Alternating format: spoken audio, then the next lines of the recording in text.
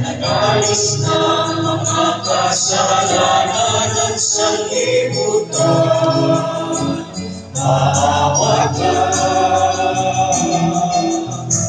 Kordero ng Diyos, na nag-alis ng mga kasalanan. Ipagkaloob mo sa akin ang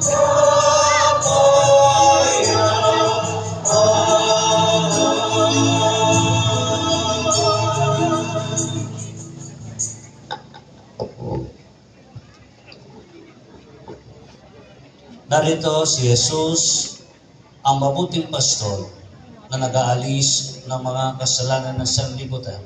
Mapapalad ang mga tao inanyayahan sa kanyang banal na pig-ibig. Panginoon, hindi ako karapat-dapat magpatuloy sa iyo, ngunit sa isang salita mo lamang ay gagaling na ako.